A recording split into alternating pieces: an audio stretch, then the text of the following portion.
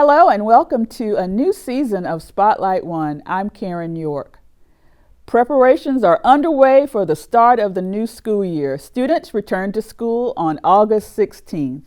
And here with us to talk about plans for the new school year is our Superintendent, Dr. Craig Witherspoon. Dr. Witherspoon, how you doing? Doing well. You ready for the new school year? Ready and excited for this upcoming school year. Wonderful. So students start on August 16th, and our teachers are already back. They came back this past Tuesday, August 9th. Absolutely. So how are we looking in terms of preparations for back to school?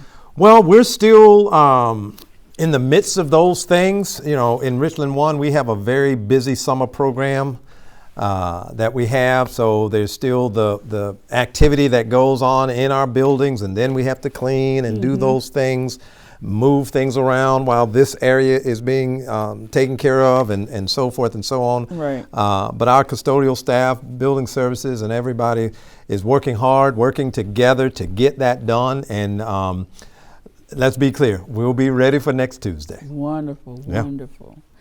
So let's talk about a couple of things before Sure. we dive into some of the questions that we received and all that. I know we have a couple of big events coming up that you wanted to mention, and of course we have information on the website. We've gotten some information out to parents, and they'll be receiving some additional information as well. But let's talk first about Richland One Refresh, R1 Refresh. Absolutely. We know that the past couple of years, but certainly as we finished up last year and gone through the summer, there's still a sense of anxiety in some cases. We still have those social emotional needs, mental health needs of families and staff and those. So I appreciate our Student Services Department for putting together the R1 Refresh. R1 Refresh. And that'll be happening on August 20th over at Dreher High School. A Saturday.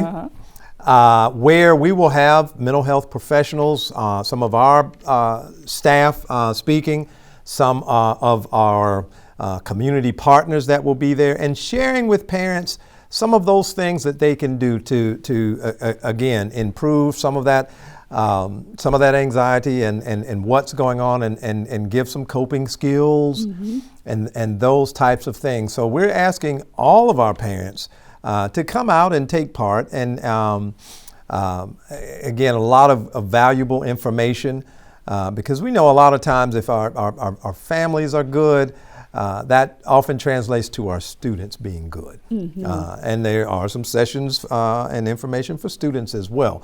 But for our families and our community, we ask you to come out and join us to get some very valuable information, news you can use, so to speak, as we continue to deal with the interesting times in which we are in at this point. And we do have that information on our website, so we encourage everyone to go there. And probably today we will be posting information about our parent pep rallies that our parent and family engagement specialists are coordinating, and they're excited about that. Tell us about the purpose of those. Well, those, again, to provide more information for our parents. Again, we talk about our village, and certainly parents are indeed a part of that. And another opportunity to gain some information, that maybe not necessarily around the mental health piece and those types of things, but how they can help their young people on their academic journey, and some tools and resources that they can use as well. We're excited about that. We want to provide as many opportunities for our families and our parents. Again, same thought process. If we can provide those tools and information, that'll translate into students being more prepared and getting that reinforcement after they leave us in the afternoons and so forth. So some great opportunities there as well. Yeah. So again, we'll have that information on the website, and we certainly encourage all parents or guardians to attend those sessions. Those are very important. So, all right. So recently, you sent out some communications to our staff and to our parents, because as we all know, for the past 2 years, COVID has pretty much dominated all that we do individually, and for us as a school district, although of course teaching and learning has continued during that time. But we're at another point in what we've called our COVID journey. Yes. DHEC has shifted in terms of treating COVID as a pandemic. Now it's considered an endemic. Right. Like chicken pox or the flu or whatever. Measles, what have you. Right. Yeah. So talk about that a little bit and some of those points that you included in your announcements about what that means as we start the new school year. And again, I want to say I thank our staff, students, families for being with us these last couple of years. And we have taken the cautious route as we navigated through the pandemic, and we saw some lower numbers and lower quarantine numbers and case numbers as we did that. So I want to thank all of Richland One for that. Now, as we transition to the start of this school year, as you've indicated, we're going to again follow DHEC's recommendations in the endemic phase of this. So what does that mean? We will still continue to support a mask option for staff and students, but we will be relaxing some of those other protocols. Again, the plexiglass in the classrooms, we'll bring those down.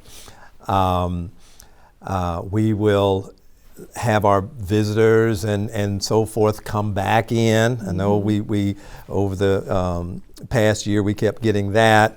When are we coming back? Visitors and volunteers. Visitors and volunteers right. Coming back to assist and help as well.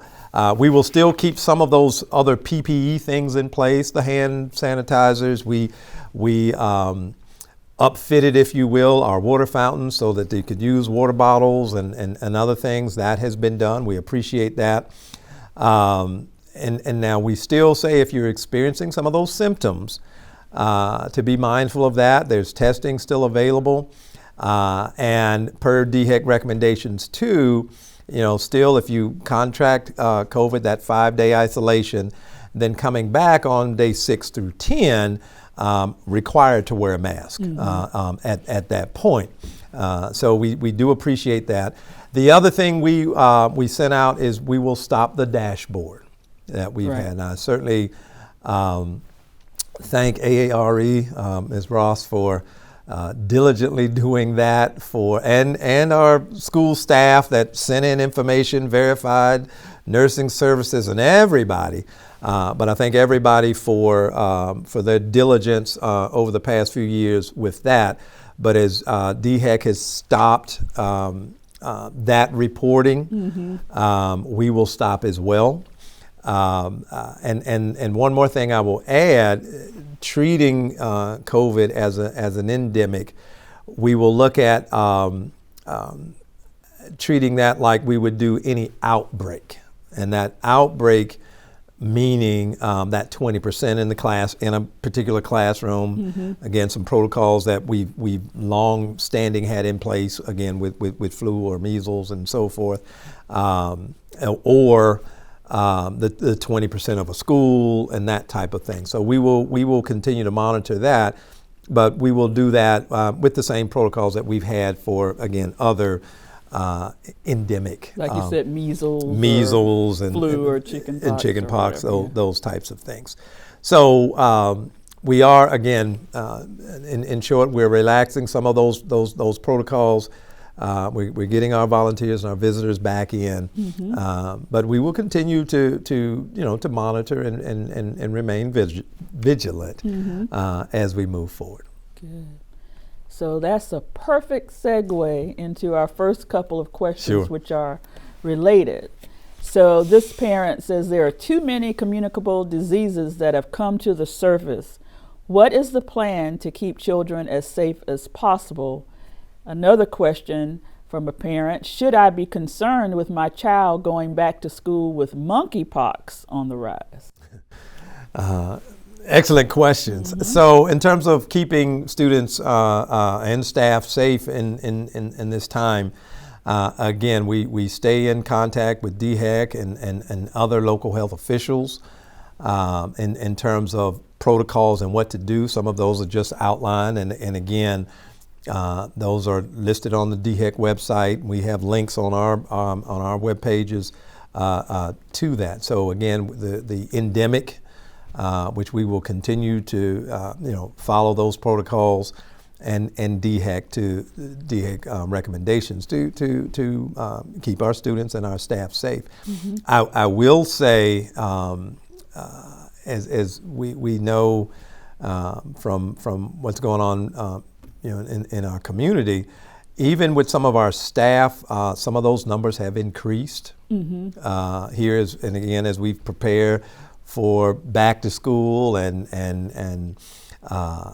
some of those things that we do during the summer, we've seen a number of staff to have COVID, and again, having to quarantine, isolate rather, mm-hmm.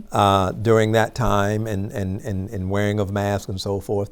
And that's another reason some activities may have been delayed, right. As I alluded to earlier. Mm-hmm. But again, we're continuing to work through that. I thank our staff for doing that. So we will see, again, what those numbers look like. We want all of our staff to be healthy so that, again, that learning can continue and all, but we will continue to monitor that. But we have seen an uptick, right. And we will work through that. Now, with regard to monkeypox, this parent is absolutely correct. That's been given a higher status, if you will, health-wise. Mm-hmm. Again, through information and so forth from DHEC and Nashville and health officials with regard to that, there is some information out about,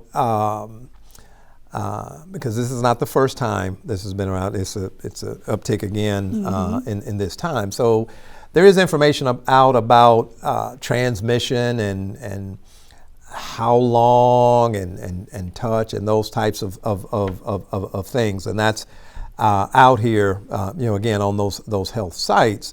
But we feel like the day-to-day activities that students participate in and staff, we should be fine with that. But again, we will continue to monitor. We will continue to stay in touch with local health officials, mm-hmm. about what we need to do, if anything. But that's on the radar as well. Right. Just when you think, okay, we can breathe somewhat a sigh of relief, mm-hmm. or transition to the endemic with one thing, something else comes up that we need to pay attention to, and we will continue to do that. Right, and of course, mm-hmm. we have an outstanding nursing services coordinator, Nurse Eunice Jones, yes. and an outstanding team of school nurses, and they're keeping an eye on everything. On everything. Literally everything. Absolutely. So we know they're on top of it as well. Great team. So switching, changing gears here, the next question has to do with security. Yep. What are you planning to do about security in the schools, as in metal detectors? Mm-hmm. Of course, there's been a lot of discussion. We had some board meeting actions related to metal detectors. Absolutely. What are we doing? So I want to take everyone back to last spring, where we did a pilot, random set up at various schools, various secondary schools, mm-hmm. middle and high schools. And that was to look at logistics, using some of our current devices that we have, some that we've used at our some of our athletic events for years. Mm-hmm. And part of the pilot gave us some good information. For example, with the existing technologies that we had, some of our larger schools, it took a long time to get students through and so forth and mm-hmm. so on. It also gave us an opportunity to really evaluate those how many entrances are indeed used at a particular school.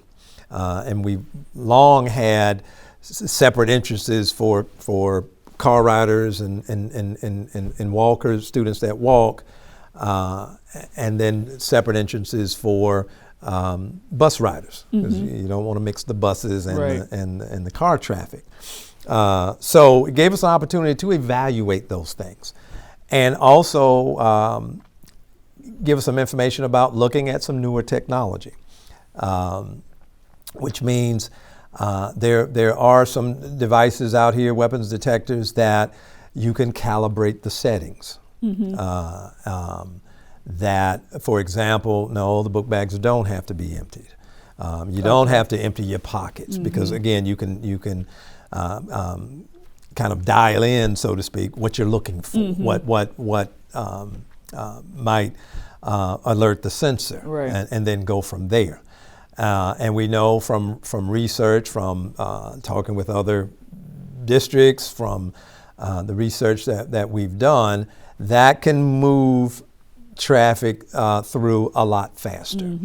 So that's something we're looking at. And the approval of purchase of a number of devices to start at our high schools, again with the newer technology, look at middle schools as well. And then later on, we may even look at elementary. But again, we want to look at this in phases and so forth. We also have the opportunity to look at some additional security staff. Now, we have a security company that has long been a part of the district for a number of years. But how do we, augment or supplement that, again, to move things faster, to again, make sure, around campuses and so forth, things are where they need to be. So we're in the process of that.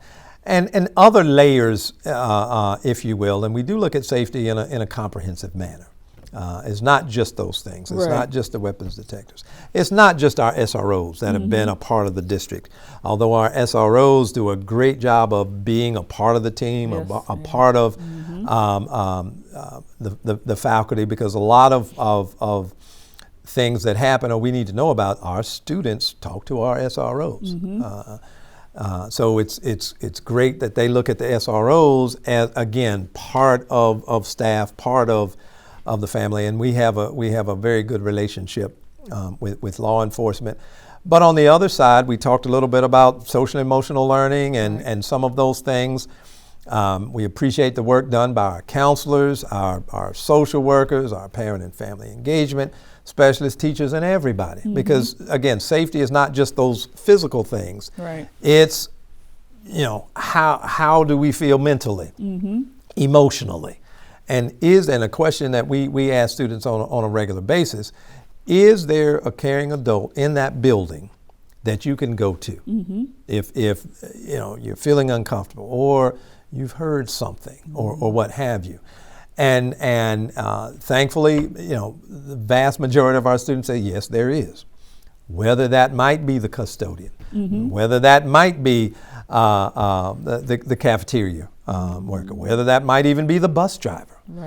Again, getting on the bus and so forth, because a lot of times our bus drivers are the first port of contact for the district. And then, of course, other support staff, other administrators, and our teachers, everybody in that building. We want to make sure there is that sense of safety, that sense of belonging, that sense of, again, if there's something going on, we know about it ahead of time, and we can address it as a part of it. So Richland One has long had a comprehensive plan, if you will, in that regard. I will say too, prior to COVID, we did some information sessions where we had our law enforcement at the table. We had security at the table. We had student support, social workers at the table, and so forth. And that, again, spoke to the comprehensive nature of what we do. Columbia Police, they've had a program with the SROs that are in the city, and what they do with the Handle with Care program. If, for example, if a student experiences some type of trauma or something happened in their home or community the night before, they will contact the SRO of that particular school. They will, and then in turn, let the administration know, who would let the counselor know, and all that, so we could handle with care as they come back. Of course, similar things happen with our SROs that from the Sheriff's Department. that do cover the majority of our schools. That communication is equally there and connection. So again, we know we can get in front of things and we can address issues, and a lot of issues we address. Sometimes it's during the times between school, that evening. Yes. So that things have been addressed or solved, at least made aware of before school even starts. So again, we do have that comprehensive approach around safety and security, and we will continue to do that. Right. So as one of our board members said the other night, this is just another tool. Another tool. Right, that we're using in terms of the metal detectors. Yes. So, yes. All right, this is a switch to in topics. Okay. Next question from a parent is, what is Richland One doing to improve the quality of school lunches? That's a good question, and I know you will be talking to our student nutrition director, Ms. Tracy Dixon. You talked to her last year, and we'll be doing some other information sessions, maybe spotlight ones to come. We do a lot with our student nutrition shop. I know they work with our students in sampling new menu items, in presentations and so forth, and doing that to still keep with some of those nutritional standards. For example, there's sodium levels that we have to stay within. Right. Portions and those types of things that are dictated to us. That being said, again, looking at menus, looking at what we're doing. I know at some point later on in the year that we will, student nutrition is looking at some different presentations in terms of kiosks, those types of things. During COVID, we did end the salad bars. Those are coming back this fall. We know a lot. Folks are happy about that. And folks are happy about that. I was going to say a lot of our students talk about that as well. We get that feedback, and I thank our student nutrition department in schools for what they do with that. They've had some training this week. Yes. Just as other trainings and so forth that are going on in various departments and content and grade levels and so forth on some standardization, if you will, with some of the presentation and all. And again, that has been a concern, right. which we do acknowledge.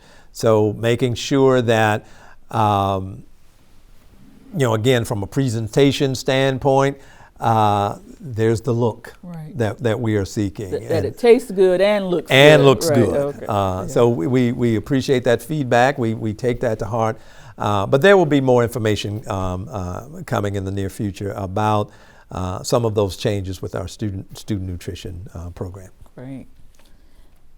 All right. So as everyone knows, we have a teacher shortage, but not just a teacher shortage, a staff shortage, because it's increasingly difficult to fill a lot of our support positions as well.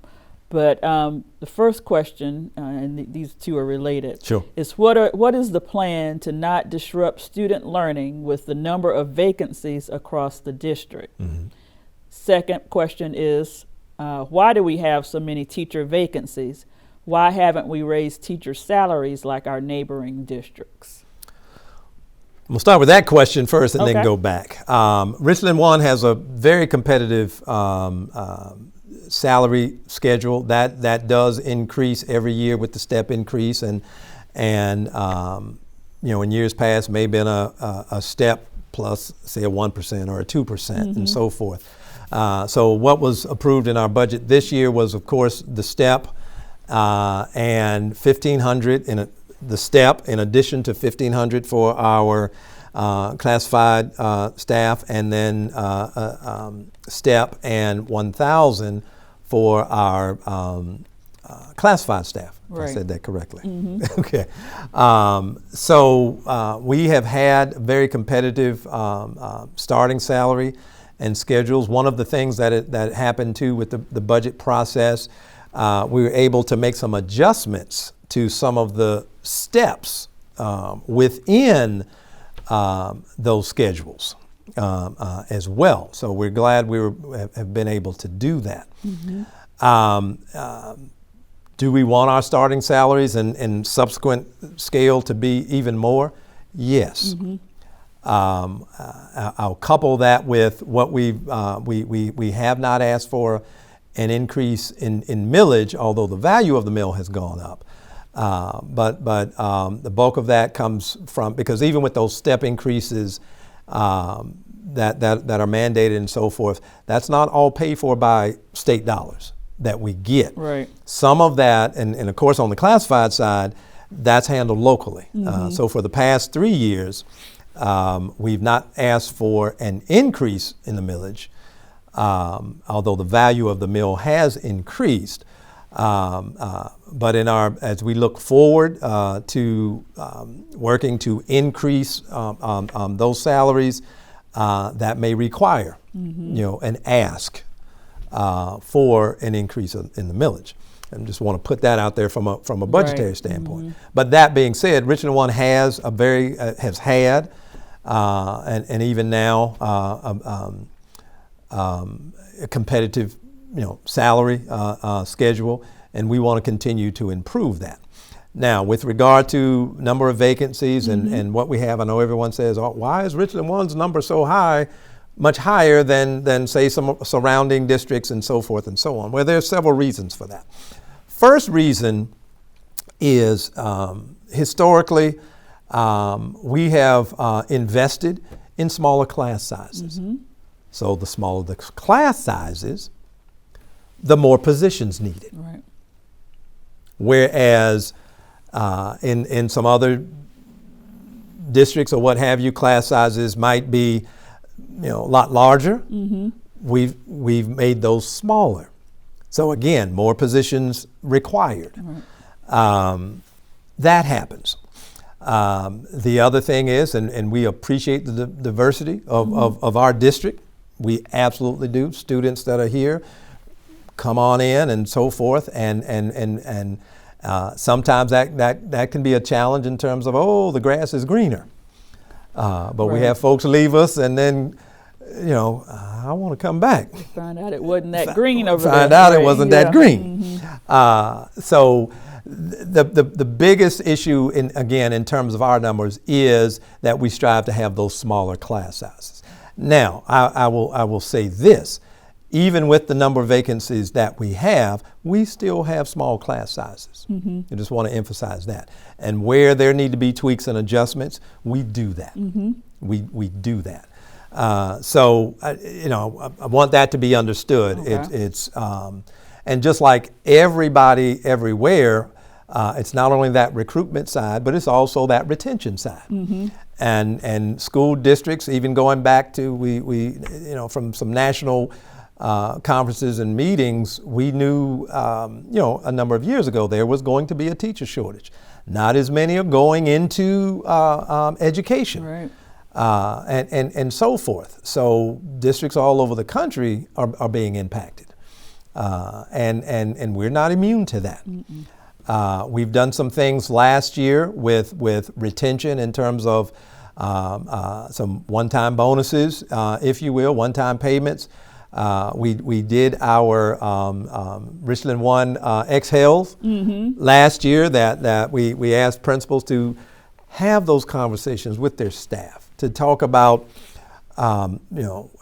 again, from a recognition, celebratory standpoint, what can we do? What would you like? Not what we've decided you might like. It's having those conversations, having those discussions. And that was well received. Yeah. And let me say this again, is through budget process, we're gonna revisit that second semester. Okay. As well. We're gonna revisit that. And we appreciate the feedback that we've got. And let me say this, too, with regard to, again, some of the budget items, adjustments to the salary schedule, being able to accrue more days of unused leave, right, and so forth.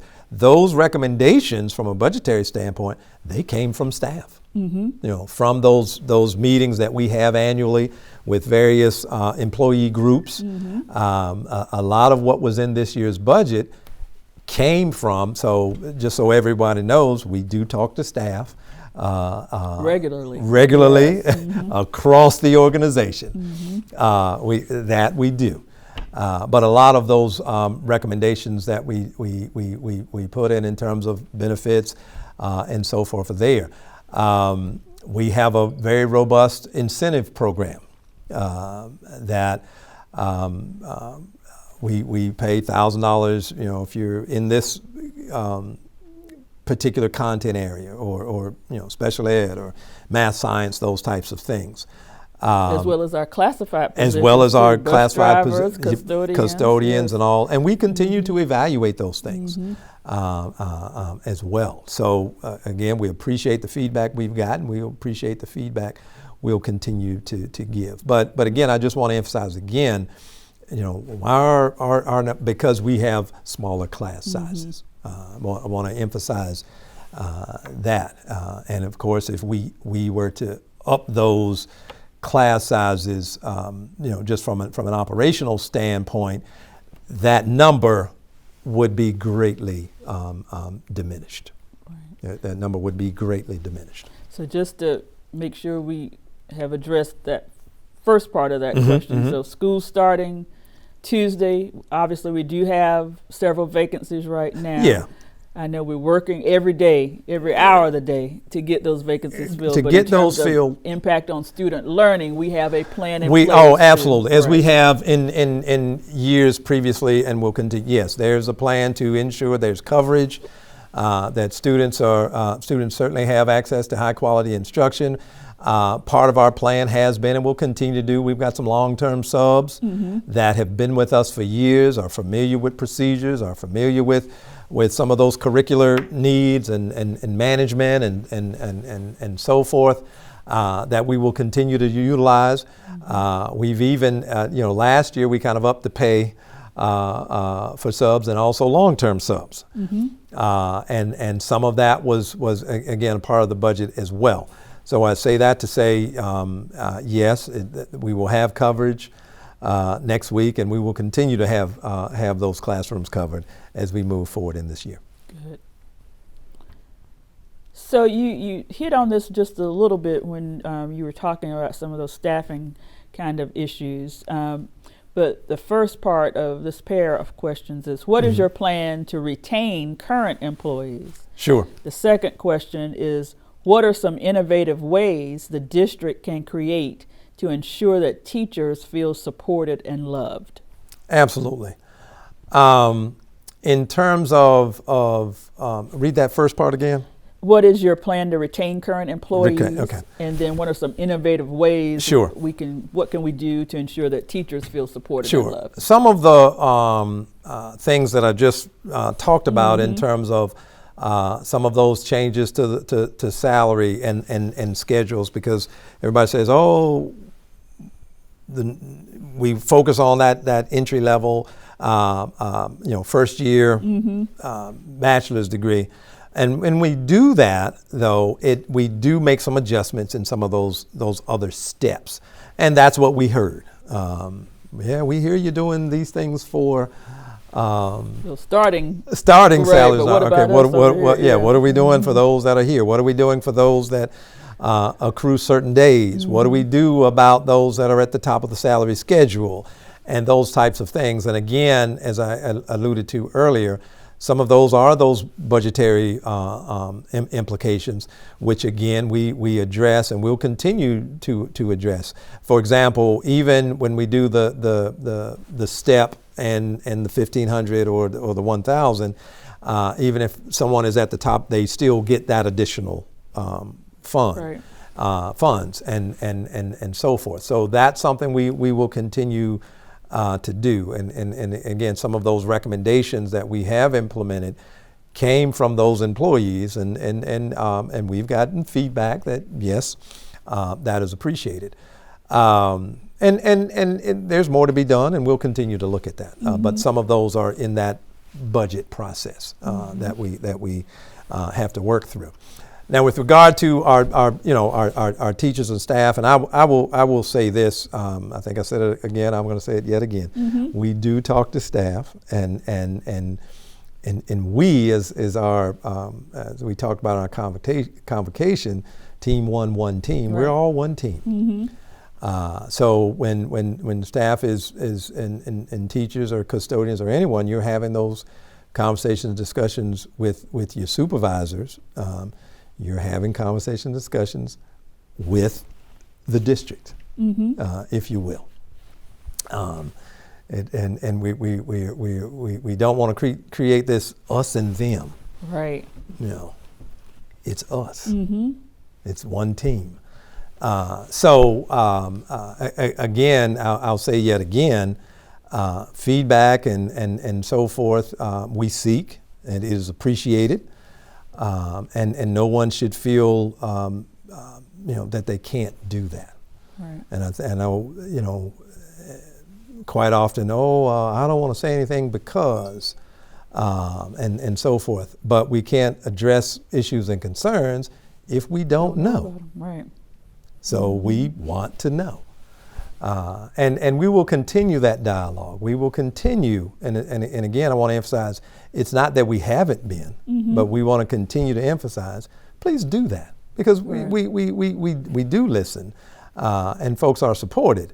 Now, I will say this, with some of the things that we must do, if you will, and that quite often gets said, well, why this, why that, why do we have to do these types of things, or what have you? Quite often, and we have those conversations as well, a lot of things get passed down to us. Districts, you have to do. Right.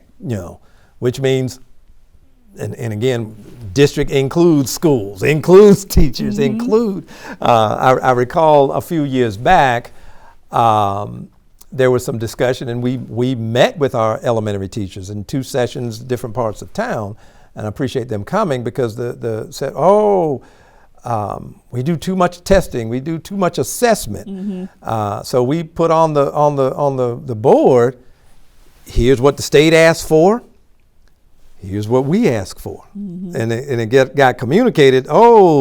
The schools or the districts ask for all this. No, right. We're being told to do all of this, and then that was eye-opening for a lot of folks.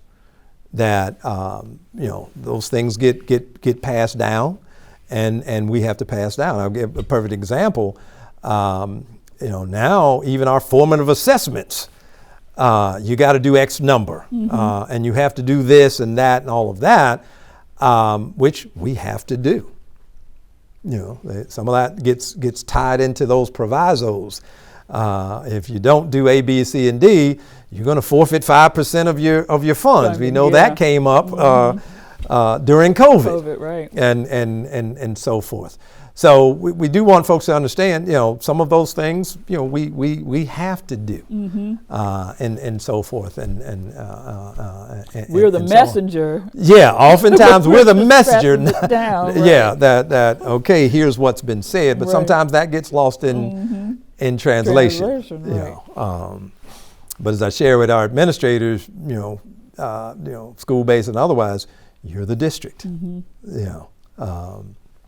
And we all have to work together in that regard. We are a family, like we said. That's right. As the choir said, we are family, right.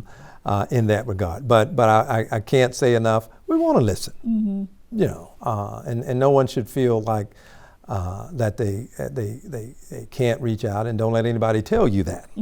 Right. You can. So. Great. So this is another teacher-related question. Does the district support those teachers who are headed back to school to perfect their craft? Are there any scholarships or grants? So let me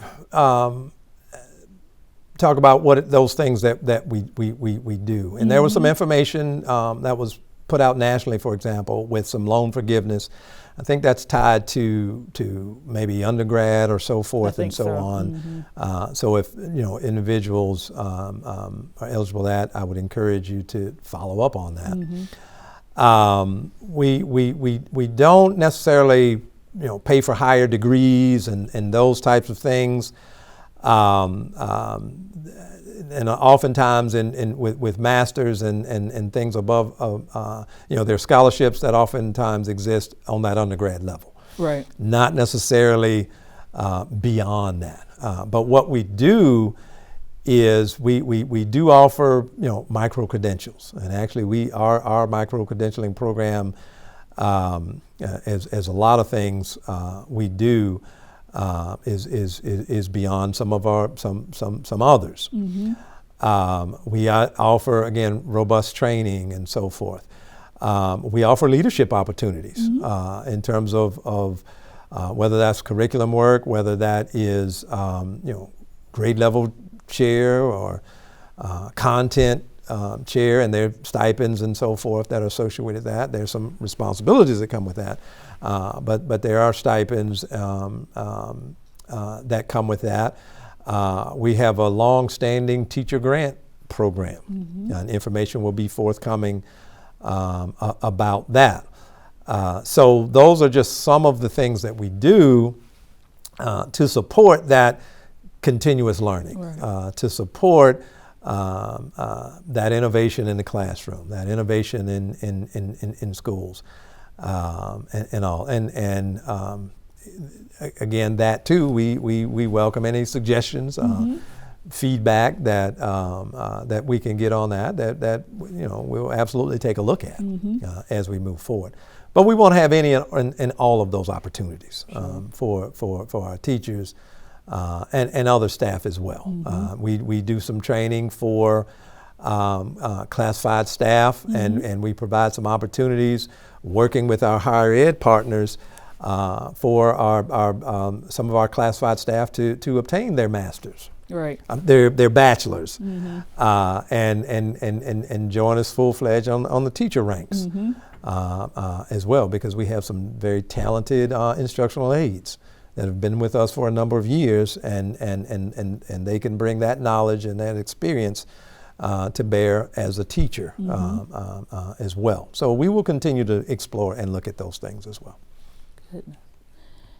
Now, the last question, this person wants you to do some visioning a few years down the road. So the question is, and of course we have a strategic plan and all of that, but this person wants to know, where do you see Richland One by the fall of the year 2025? So that's 2025, just a few years away. And as you've indicated, we do have our strategic plan out there that talks about those aspirations and talks about those areas of focus.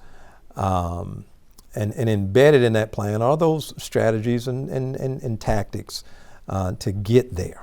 And so what we monitor and measure, if you will, are how we're progressing on those strategies, how we are progressing on those tactics. Because depending, some of those things may have to change, not the goals.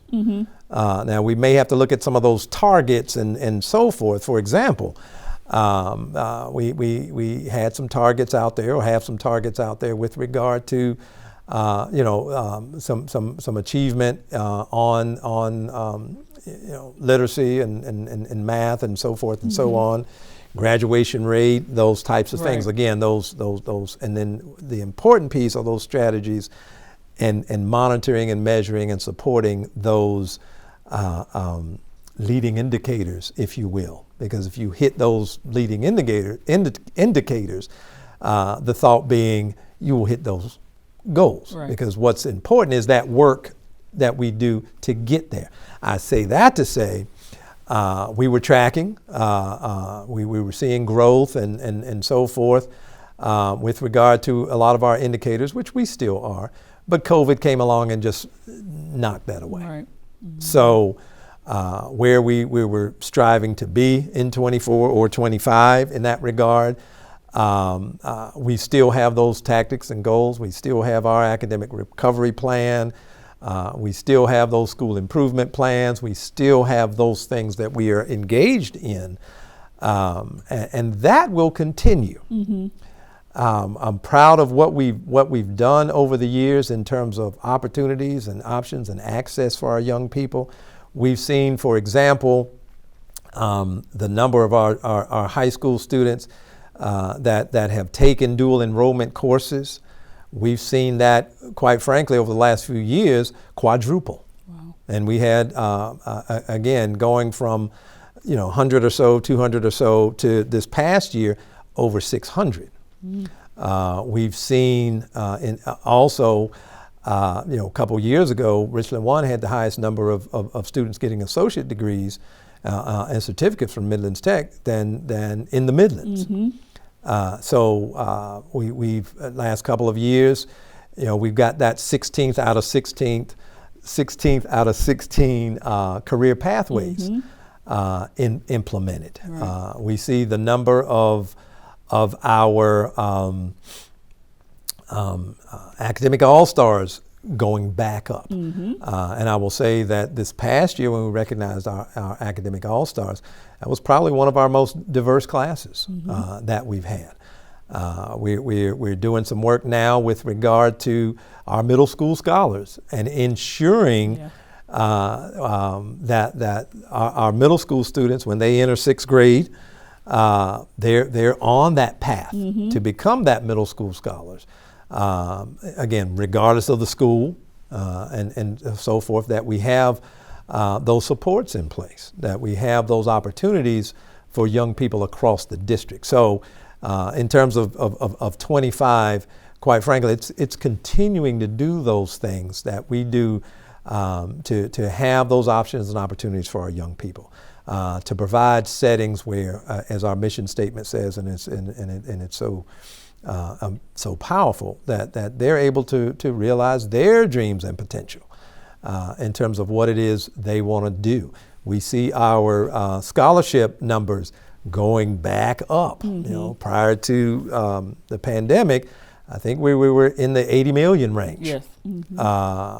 And we saw a precipitous drop in the pandemic, and again, that was something that we saw across the board. Students were staying home. They were staying close to home, so forth, kind of delaying some of that entrance into higher ed, or again, staying close to home, making some other decisions. We've seen that number over the past couple of years go up. I think it was 73 million this past year, which was close to 10 million, maybe higher than the previous year. I think we were in the 60s, 60 million range the year before. To again, getting back to this comment, we continue again to assess, are the strategies and tactics that we're looking at, are they yielding benefit? Are they working? Might we change those? But our Richland One Strong mantra, our team one team, those things continue to be in place and will continue to yield benefit for our students and for this district. Mm-hmm.